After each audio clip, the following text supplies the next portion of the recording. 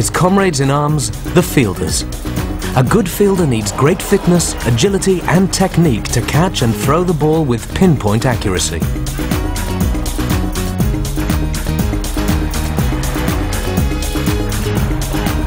at the bowler's end. Should be gone. It's both an art and a science.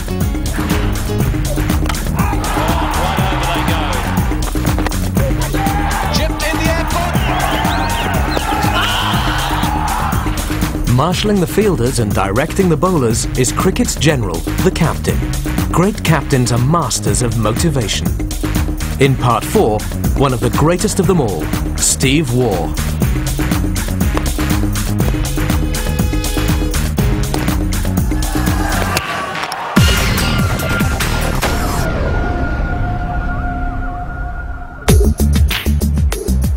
In this battle between batsman and bowler, the contestants must have the will to win. Cricket is a psychological war, and science can help cricketers develop the attitude of a world-class player. In Australia's state tournament, the New South Wales Blues are playing the Queensland Bulls in 2001. The Blues are doing poorly.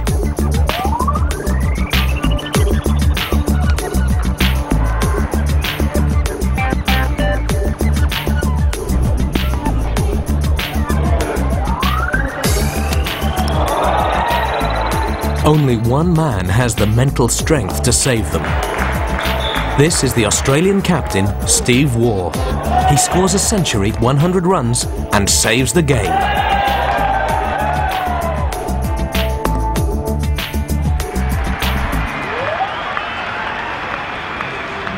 You've got to have faith in your players and always believe that ultimately you're going to come through, and you've got to back yourself. From my position, batting-wise, we're in trouble, but I wanted to establish myself at the crease and then just keep a monitor on the run rate, and hopefully it wasn't going to get too far out of hand, and hope we had wickets in the hand at the end. But in those situations, yeah, you've got to back yourself to try and win it.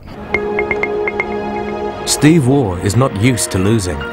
Since 1999, he's won 16 consecutive Test matches.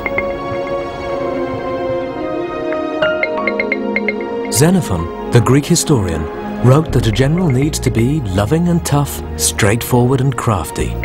Like a true general, Steve leads his team by example. You've always got to try and motivate your players and give them positives. You don't want to be giving your players negatives. And I guess give them the belief that you think they can do the job. And I think that's really important, that they know that you're backing them in any situation out in the field, and that's probably the most important job of the captain. One way of motivating players and intimidating the opposition is to use psychological bullying or sledging.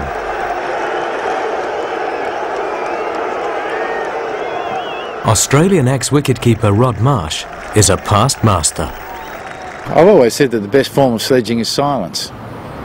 For example, if you come to me on a cricket field and ask me a question and you're the opposition, I can look you straight in the eye and ignore you, then to me that's the greatest form of sledging.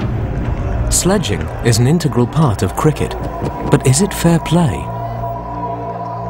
There's different ways of people interpreting what sledging is. To me, I'd rather use the term mental disintegration. That is what the Australian side's all about. We obviously want to put pressure on the opposition players. We don't want to make sledging, as people call it, personal. We try and make it amongst ourselves and give off an aura and try and intimidate players when they get out in the middle. I think if we can put players under pressure, then we're going to try and do that. Steve Waugh's Australian team are mentally tough enough to be world beaters. In comparison, this inner strength has been lacking in the English game. The young England players are trying to change this mindset with the help of sports psychologist Steve Bull.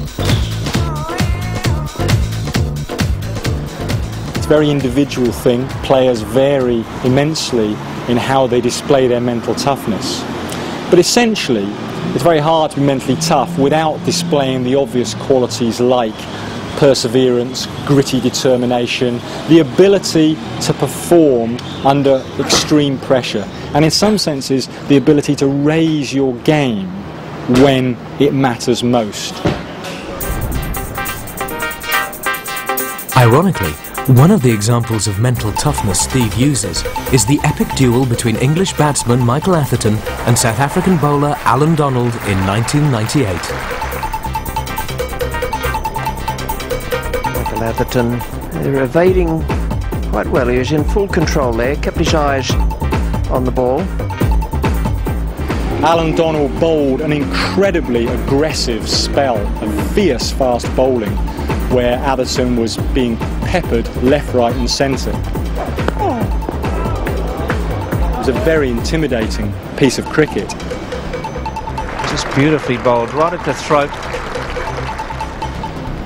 He had to cope with that. He had to stay there, he had to see Donald off, and knowing that if he did so, he stood a chance of winning the match for England. And as it turned out, it was a critical period because England, as we know, went on to win the series. Good hook shot. It was well directed at the batsman, beautifully played. We tried everything this morning, didn't make any difference. A beautiful shot. Atherton has played that wonderfully well. It was a classic display of Michael Atherton's gritty, completely focused determination, and he really is a world beater in that department. Ah, beautiful. That's in front of square.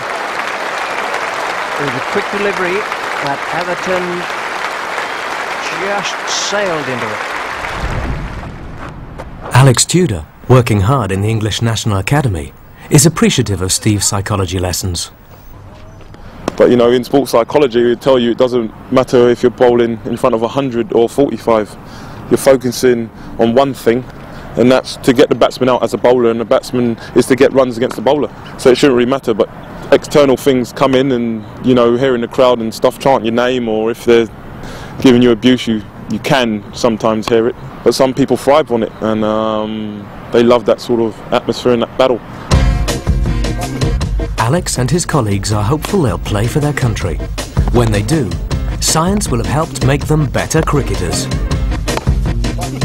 Science has shaped their training regime. New scientific methods will help them bowl faster, spin quicker, keep their eye on the ball, bat more effectively, throw accurately. Sports psychology is making them mentally tough enough to face the opposition. It may even help one of them become a captain. With science on their side, these new model cricketers may one day be ready to take on the best in the world.